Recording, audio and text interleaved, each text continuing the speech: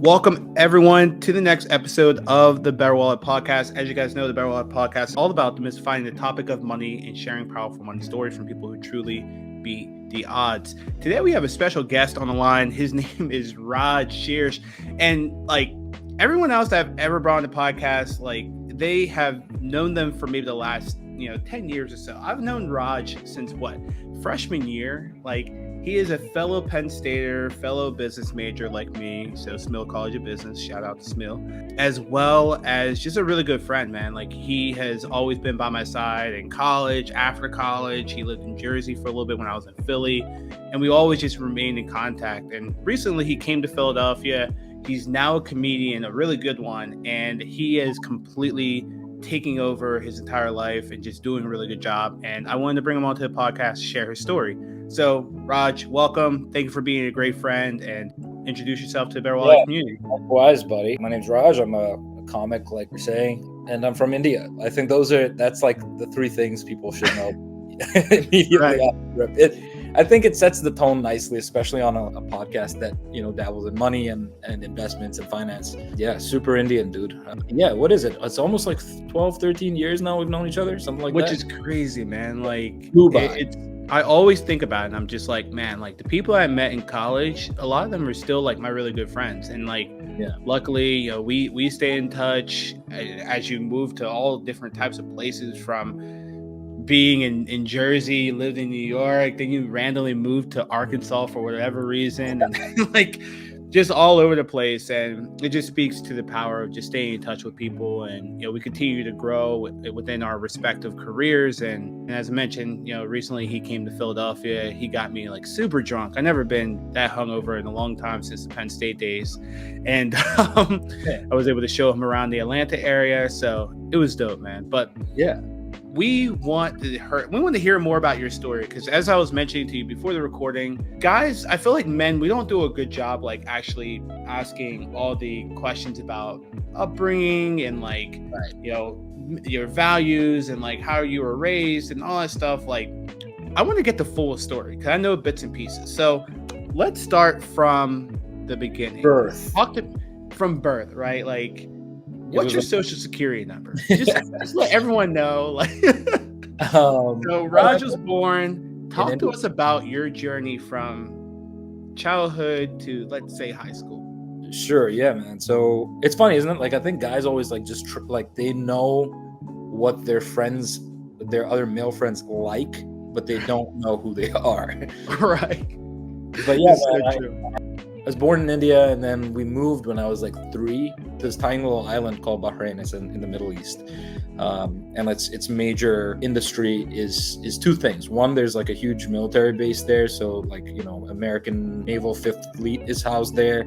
And then the other part is they do a lot of oil refinement for Saudi. And so there's industries that piggyback on the back of that, like banking and all this other stuff. And so my family and I moved out there, and we were there until I was almost 15. And then I went back to India for high school before coming to the US for college. And college was like, I remember like landing. I had 2 suitcases. You go through the visa process, and that's hard. And I was just like landing in a foreign country, like didn't know anybody, had never seen the campus, had never seen the country.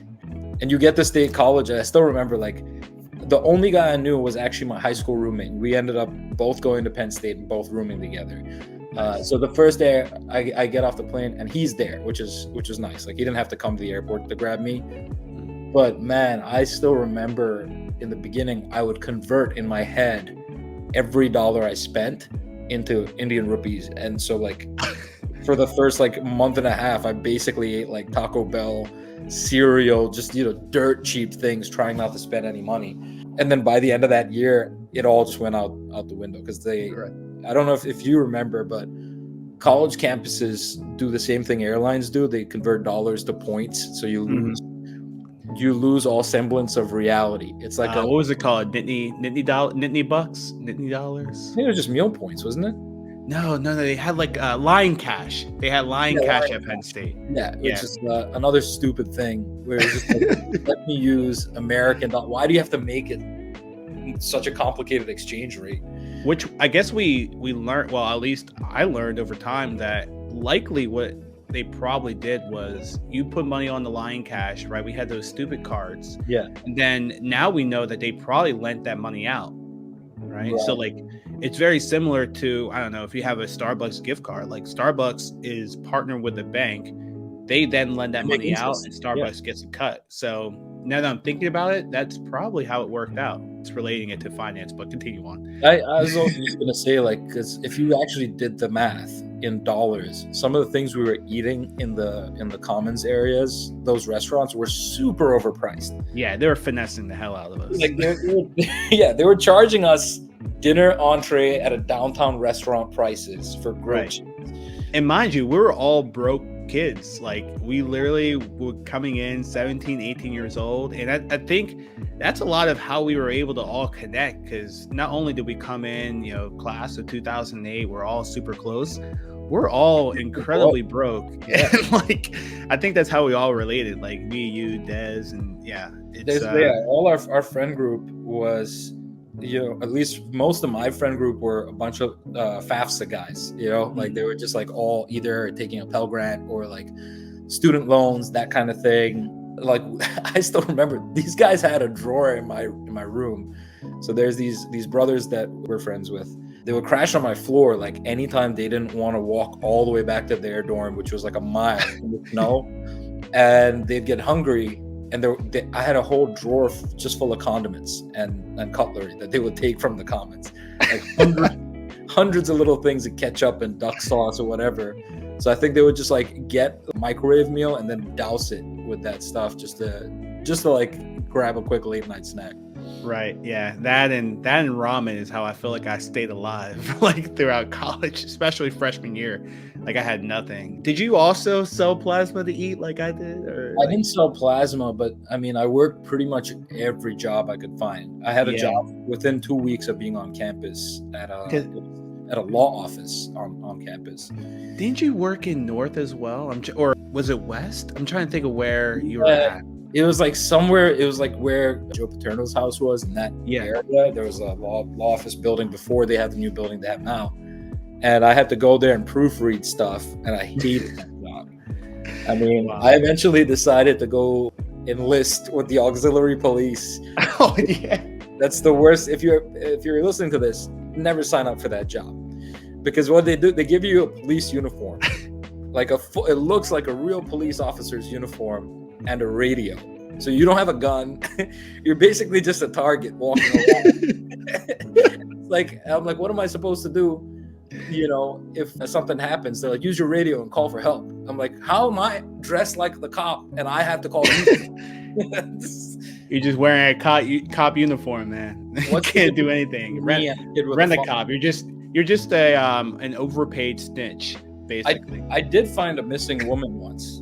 Oh wow. They circulated a description for this lady that had been gone for more than like 24 or 48 hours, and a woman matching that description. I was stationed at the on-campus cinema, and she walked in, and so I called it in, and then they go find her. Turns out she'd had this terrible argument with her husband and mother-in-law, and basically ran away and didn't want to see him.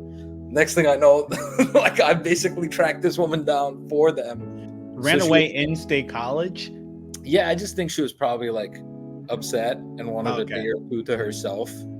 Mind you guys, like State College is not that big. So like you're running away from State College. The biggest challenge is that it's not that big, and State College is just, it's like surrounded by nothingness. Like there's literally nothing but farmland. So it would be very challenging to just walk away. Like you can't just like take a flight somewhere. Like the airport's like really small and like far away. So that's interesting. So you actually had some impact as an auxiliary officer. That's super cool, man. Like, so we did a lot of things to put money in our pocket as broke college kids. Tell me about like for the audience. I think it's also really cool for people to understand, how people were introduced to me, right? So like, how did you, like, what were your first thoughts when you're like, oh, like this Marc Russell kid? Oh yeah, like I just remember, like, I think you were friends with the same group of friends that I was friends with. And I would always see you at parties and stuff, and you were just like jovial, rambunctious guy. And I was just like, oh, he's like really friendly. And I never had very many preconceived notions about America. I think a lot of Indian kids that come to America do. And they tend to make friends within the Indian community because it's safe, and that makes sense. And some of them will make white friends, and I think very few of them actually make black friends, which I don't know why that is. But my group of friends was mostly black, and some of the things that some of the Indian kids would say were just not cool, frankly. Like they were just like not very, I think we have that problem within our society where there's a racial element to it. But luckily I didn't really have that going on. So yeah, that's a really good point, man. And I would say like even the other way around, you know, me coming from a very small town, I only have maybe one other Indian friend. His name was Anil, and he was on my floor freshman year. So we got, you know, we're still really close. He was down here a couple months ago. But like growing up, I didn't really understand. The only thing I knew about India was like what I saw on TV. And like what I read, and a lot of times it wasn't positive in a way. And then, you know, I meet you and I meet Anil and I learn about your families, and I'm like, these guys are fucking awesome. Like these are like amazing people. And then once I get to know like your families, like I'm just like, wow, like this culture. So it really goes to show you that a lot of times people have their, you know, misconceptions about like different cultures and different countries and things like that. And a lot of times it's not even right. You know, you have to really get to know the person. Yeah. But I think that's why college is good, right? Like you meet so many different kinds of people in a very small, finite space. The only other thing I really like remember about college is when you're there, you don't really factor in the fact that your life is basically being lived in a space half the size of a parking space. Right. Because it's a parking space and you split it with two people. Right. Like we would sleep head toe, like where my head was on my bed is where my roommate's feet were. Like, well, not a great sleeping setup. Yeah. But it just, you kind of just like flex it. Like nobody really cares. I think, you know, a lot of college too, you're just spending time hanging out with the same people. So I don't know. Yeah. It was a fun time. It was the best of times. I totally agree. And you get to know other people, I mean, in other cultures. And, you know, my roommate, Chris, who hopefully is listening, Chris knew nothing about Black people when we started rooming together. He's from Northeast Philadelphia. He had like maybe one other Black friend. He came in listening to hard metal, which is nothing wrong with hard metal, but like, I want to talk to you about the transition. He went from listening to hard metal when we first, you know, started rooming together until after sophomore year, we roomed together the second year as well. Then he was listening to Tupac and Biggie, and then he changed his major from, kinesiology to wanting to completely change the school district of Philadelphia. Wow. And it just it speaks to the importance of learning from other people's experiences and like how other people's experiences and likes and hobbies can bleed over to yours. Because like then I started listening to like hard metal and I got really into like Linkin Park and things like that. Nice. And a lot of that music helped me to graduate from school. So it's so important to get to know other people because you never know what you can pick up and you never know who your best friends can be. Yeah, and what's kind of crazy too is there's a lot I didn't know about your story in college and then beyond. I mean, for a good while, I didn't even know that like you were the guy behind Better Wallet for like for like a year after you'd launched. I had no idea. I just see the posts all the time. I didn't put my face on my page for a long time. For a long time I was like, you know what?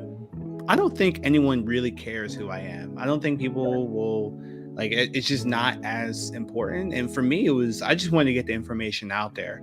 And then also part of it was me trying to hide from my employer and keep them from knowing that I was doing this whole thing. But that was always my thing. Even when I was at Vanguard, I was like, okay, well, we're helping these millionaires become multimillionaires. We're helping these rich people like invest their money. Like, how are we reaching the people who truly need this information? So, you know, I would position that to some of the senior people at Vanguard, and they just weren't okay with me providing, you know, budgeting and paying off debt and investment guidance. I was like, hell, I'm just going to do it on my own. And up until maybe 10,000 followers, I didn't say anything. Even during the pandemic, I didn't tell any. There was only like 2 people that knew about Better Wallet, and it was because it got out like randomly. but otherwise it was like a secret like COVID project while I was kind of trapped in the house. But dude, you're, as I mentioned before, like you're one of the, like my closest friends, and friendship that like I hope never ends, because like I feel like our life just becomes more and more interesting. So guys, you guys have to know this guy is like brilliant. Like he's very smart, went to like a really good high school, obviously went to Penn State, which is also a great school. Probably could have picked any school or any company out of the country to work for, because everyone would want to work with him. But I know you had some challenges after college, like trying to find that next job, though you had everything backing you. I mean, also, I should also mention that you were the president of one of the associations at the state, right? The student government for like our residence area. And I don't think, it was a role that I mostly did because it came with free housing. I was also an RA for a brief period. Worst RA in the world. Like I refused to give out like underage citations and stuff. Same way, bro. Guys, man. Some of the guys on my floor were dumb as bricks. They would be drinking with their doors open. And the other RAs, and they look at me, and I'm like, guys, what do you want me to do? Like, you're drinking in the hallway, and they saw you. You know, there's not much more to say. So I didn't last very long in that job, because I think in 1 year there were like 16 citations on my floor, and I had given none of them out. And so the people, my bosses, were like, how is this happening and you're never noticing? And I was just like, I have no idea. Because I'm a snitch. And then became auxiliary cop, which is crazy.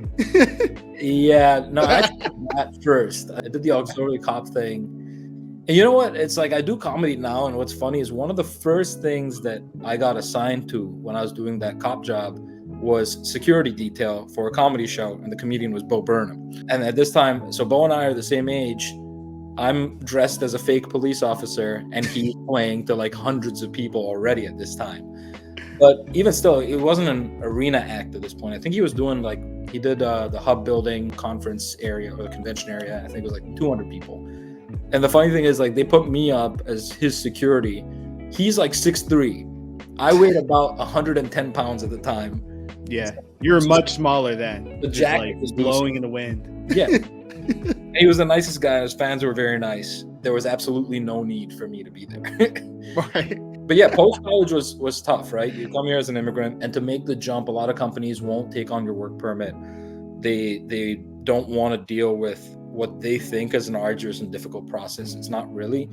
But man, I'll tell you, I ended up moving to Dallas for my first job out of college. And I think that's a really tricky time, because I graduated 6 months ahead of you guys, I think. Yep. Because I got through my credits a little bit quicker, mostly because I started in finance, then my GPA was too low, then I basically like almost didn't make it through business school, almost didn't make it into the business school. Wow. Yeah, because like you have to clear Math 101, and I'd failed it twice, and on my last try I cleared. I got a C by 1%. And that's what you need to go to business school, I guess. And so like once I got that job, Dallas was just a desolate place. You go from being surrounded by your friends to now living in a new town. You don't know anybody at all. Like, and there's no, it's not like it is now, right? Like there weren't apps to help you meet people and all of this. You had Facebook at best, and the building you lived in, and you kind of like shook hands with folks and tried to, yeah, but it got very depressing there for sure for like a number of years.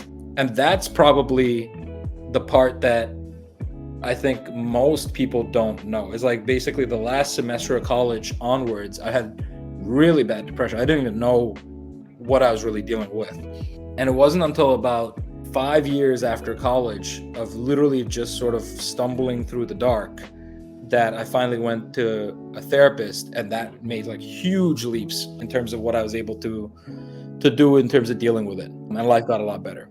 How did you, so I'm sure there's a lot of people that are listening that probably have been thinking through the idea of maybe going and checking out therapy or what have you. And I'm more speaking to myself when I'm speaking for the guy when I was 19, like I was going through a lot back in college. Like, how did you get to the point where you knew that you needed to go see a therapist? And then what was your first step in finding one? Just for the people who are like thinking like, hey, like I need a therapist, I think. I didn't have a functional life. Like I was almost waiting to hit a bottom of some kind, right? Like I remember I was like hyperventilating in my car and I couldn't figure out how to make it stop. And I literally Googled therapist, called the first number, and I got very lucky because they were able to take me like the next day, which is not normal. Like, so if you think you might have a problem that you want to address, I would say go ahead and make that call, because sometimes it can take a month before you can even get in. And you don't want to make that call on the day you need it and not have it be available. It's almost better to call, because there's no, you can always cancel. Right. It's also not as expensive as you think. And if you have insurance, it'll probably be covered. And a lot of people do sliding scale payments. So they adjust it down for your level of income. And I think those are the barriers for a lot of people. They don't even know where to call. They think it's more expensive than it is. Sometimes if you're even like close to a college, they will essentially allow you to, go get a session for free or cheap with one of their students, like a master's degree student who's trying to get their training hours. Right. So I think those are, and really, I think even if you don't have a hyperventilating session in your car, there's huge benefits to talking to a person, because it's almost like how you're a financial coach for people. There are people who are able to just allow you to examine your own mind, and they're very good conversationalists. I would say therapists are, like, at least mine, I find she's able to really understand when to just let me keep going on a train of thought, when to challenge some assertions.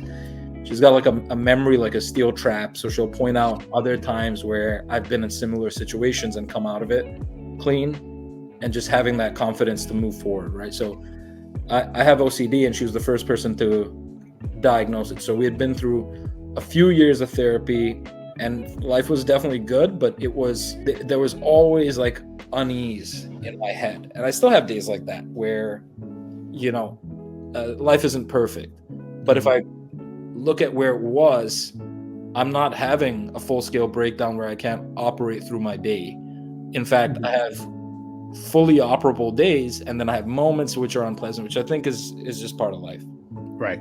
Yeah, there's always those up and downs, but yeah, I mean, therapy has really, even for me, like helped me understand the broader world around me, because I think a lot of times we as humans, we focus so much on us and like our day and like how everything's impacting you. And you sometimes, I mean, at least for me, I get to the point where I'm just like, am I doing enough? Right? Am I satisfying like what my dad would want me to always do? Right. And a lot of times with therapy, I would talk to my lady and she would say, hey, like, just understand like everything you're doing. Like you're having this impact right there, telling me these things that like I don't often think about. And then also, just say, hey, like you're doing a great job. Just keep pushing on. And, luckily, down the road, you're probably going to do even better. So for anyone who's like, hey, like I might need to go to therapy, just go ahead and make the call.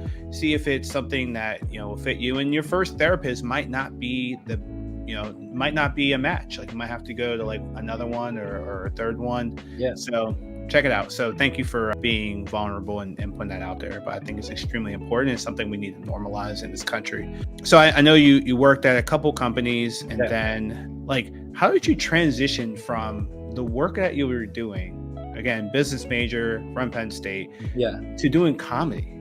Like you've always been a witty guy, but like I just never would have thought comedy and for you to be killing it in this space. I don't think anybody thought that this was coming for me.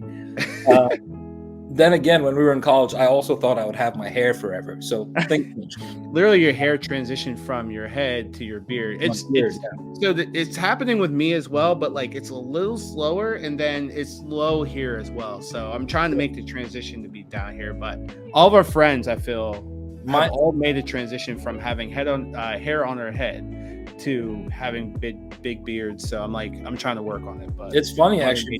Mine is my beard, but it also transitioned mostly to my shoulders and back. So that's a wonderful change. You're slowly becoming your father and grandfather. Comedy happened because I was playing tennis with a buddy, and this is ironically at a time when I still didn't have a very good grasp on my anxiety, my depression. I didn't understand why, and so I was probably drinking more than I needed to be. Got drunk after the tennis game, ended up at an open mic with my friend, and ended up going up on stage. And that was 8 or 9 years ago. And I've basically never taken a day off comedy since. Like whatever happens, I work on it in some fashion every single day. Right. And it's just kind of become part and parcel of who I am. And I think that's also very useful because my therapist and I worked pretty diligently on, you know, comedy can be a space where I love it so much that it can hurt, like, because you're trying to make progress, and that can be really difficult in the creative arts, especially when you start in a place like Arkansas, right? Like, it's not exactly known as a comedy hotbed, and there's some, you know, really cool shows and comedians out there, but it's still not a big city. There's few people you can go to who have really been there, done that, had a special, you know, and kind of like show you the ropes at a very high level. So, but I just stayed at it. And so 9 years later, I have one album out. I've got another album and the special, Break the Leg, which came out September 12th. Yeah, no, I'm excited to dive into that. But before we get into that, because I want everyone to like go and check that out since it's live now.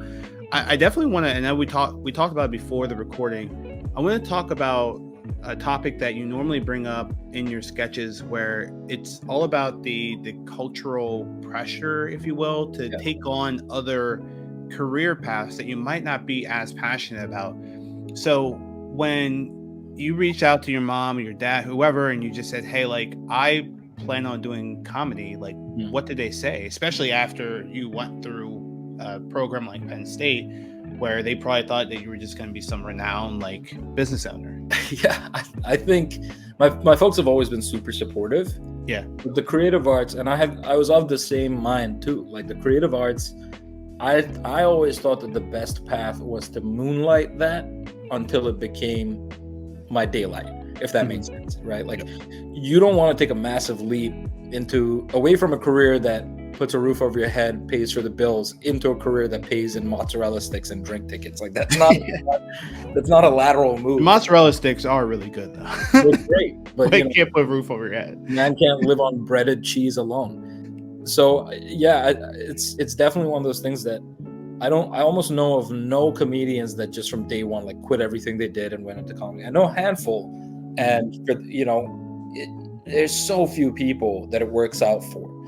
I'm saying like 1% of people that ever try stand-up comedy will go on to make it a full-time living. Mm-hmm. When I say full-time, I'm saying like you could support yourself, a spouse, maybe a kid or two. Like that's 1% of people.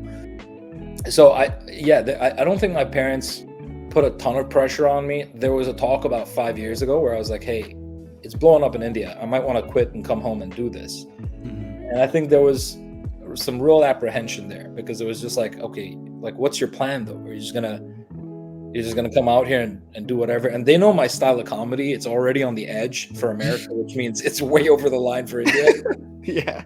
And it can be a dicey place sometimes to do the kind of material I like to do, which is political in nature, focuses on race. There's some storytelling. I curse. Like, these are not things that the broader Indian society is appreciative of in general. Mm-hmm. It's not seen as a general art. It's novel. Like, stand-up in India is new, but at least compared to US and UK, but it's huge. Like, when I tell you, India is the world's largest English-speaking comedy market, period. Wow. And I think American networks are just waking up to that, which is why all of a sudden there's an interest in seeing who those names and faces are and how do we get our connections made in the Indian marketplace. Mm-hmm. So what you would pay to get, let's say, 1 million eyeballs in America, you're going to get that much more bang for your buck if you do the same thing in India. Right. And it's awesome that you're, one of the ones at the forefront of it. I mean, you're really going to be able to ride that wave once everyone becomes hip to it. So, like, congratulations, even before it even happens, right? And I mean, with you going and even having this TV special, Break the Leg, that released not too long ago, that's really going to be a true catalyst for a lot of what you're looking to accomplish, I'm sure. Well, the cool thing about that special is that it was shot on spec, which means no network asked for it. Like, I literally went out, we had a small crew put together and shot it in downtown Cleveland in a black box studio. we managed to do it for like a stunningly low amount. Like some of these specials are like, 20 grand. Some of them are a lot more than that. We did it for a genuinely small amount for what it is. And when you see it, I think you'll see the quality there. I'm seeing the reels now and looked at the trailer as well. It's very, very good production. It looks beautiful, yeah. And I was like, the crew just did an amazing job making it a bundle, of 37 minutes just of laughs. But the interesting thing is, I was about to just put it out on YouTube, like for free, like a lot of specials these days. And I opened for this hilarious comedian, and you've seen her, Zarna Garg, and she's fantastic. She's got her own special, 1 in a Billion on Prime. And so she saw an early look at my special, and she was like, hey, like, if you want me to put you in touch, this looks good, like maybe you should show it to so-and-so. And so I did. And the network liked it, and Comedy Dynamics ended up buying it from me, which is nice. Wow. Yeah. So long story short, like, just because a network is not asking you to produce something or whatever, we're in the generation and the age now where content creation and audience building is something you can do constantly with a couple $100s in equipment. And right. it's half decent quality film and audio, and really just consistently being online and posting stuff, which kind of sucks, especially in comedy, because I do see a lot of quantity over quality, but it's the nature of the beast right now.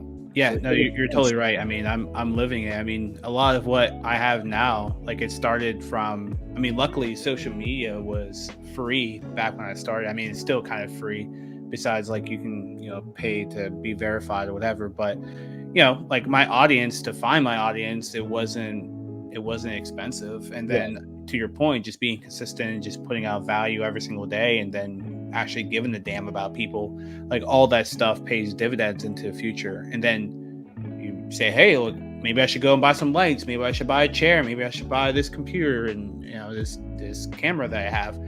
And then you have like a full-blown production. I mean, you saw my office, like I have things in here now. Yeah, the moment you buy the neon wall sign, that's when you know you've made it. I'm trying to get up, like, so I have a neon wall sign that I'm like trying to put up on the wall, but I don't want to do the electrical work, and I need to find someone that can do it for me without completely screwing up my entire studio. So I'm trying to work on my trust issues there, but just get a battery powered one. Is that an option? I think it's more of like how the wires are, because I hesitate to even bring them up, but like it has a letter, and then it has a wire that in theory should be behind the wall.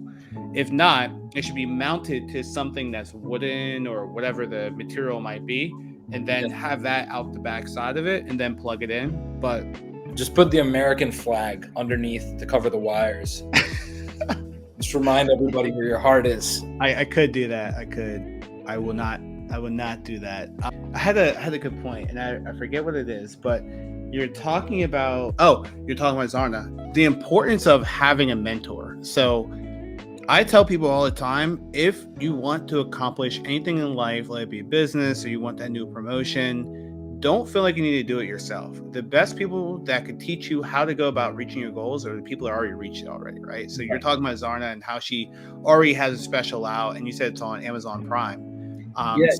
She's been an active comedian, in the traditional sense of a stand-up comic, I think for like 5 years. And what she's created in that amount of time is insane. Like, she's got this, not just a following, but a community, which I think is more important, right? Like they engage her content, she engages them right back. And just being around her and watching how she does things, tireless worker. Right. I mean, I've seen it. Like, she'll go do a full day's worth of work in the morning, and then do 3 shows sold out back to back to back, and then still hang out and meet everybody and greet them after the show. I don't know how, like, where she has that dynamo. Like, some people have that gear, and I think it comes to life when you are finally like living your purpose fully. Right. Totally agree. Yeah, I remember when she was here in Atlanta, like, I'm pretty sure the day before she was like hanging out with like the president of like that India, and like and Kamala Harris, and then she like flew into Atlanta and she did back-to-back shows, had some time to get introduced to me, and I'm just like lady, how are you not tired? Like, and she's also a mother. Like, she has a lot going on. Her schedule that day was insane. The night before, she just wrapped the project in Toronto, then went to New York for a handful of hours so she could pack and reset. Got on a train to DC and went and met the I think the president or wherever it was. And then from there, I think took a flight to Atlanta. So she had literally been in 2 countries and 4 cities in 24 hours. Like, casually just meets the president on the way to a show, a sold out show, I should tell you. And like, it was a time. And that is the night that I ended up just getting way too drunk, enough where I drove there and didn't expect to really drink at all. And then I think you said like casually, like have some drinks like before or after. And then the next day I just felt like death. Had to go. I took an Uber the whole way back home, came back, got my car like the next morning, and just like felt like a zombie all day. Good times. And where did we go? I think we went to the aquarium, which I forgot we went to the aquarium too. Oh my god, that was a crazy fun. Yeah, the scariest animal in there is the 2-year-old. Yeah, just running around like, man. It's like dark in there. You know, they've got everything like in the Georgia aquarium. They model the walls to look like a cave and stuff. These kids are running around like the walls are just flat. There's like bumps there. Yeah, the kids are going wild, like just bumping into your leg. And I mean, they're having the time of their life. And we saw like the sea lions. Yeah, it was a good time. But dude, for anyone who's like, hey, like I want to check out this TV special, again, it went live September 12th. Where can they find it? Where can they listen to the audio version as well? Yeah, so audio is on pretty much every platform you can imagine, right? So all the streaming services, Spotify, iTunes, Apple Music. You can type my name and it's Raj Suresh, or you can type Break the Leg, and it's Break the Leg. Which you have to watch the special to understand the joke to get it. But yeah, so the video version is available on Apple TV, YouTube, Vimeo. If you're overseas in India, they've got like strict subtitling regulations. So Vimeo is the only platform right now that it's available on in India. But yeah, basically everything except Netflix and Hulu. I think it's on a handful of like free. Yeah, hopefully. I think it's on like potentially on Tubi if you know what that channel is. It's on a couple of.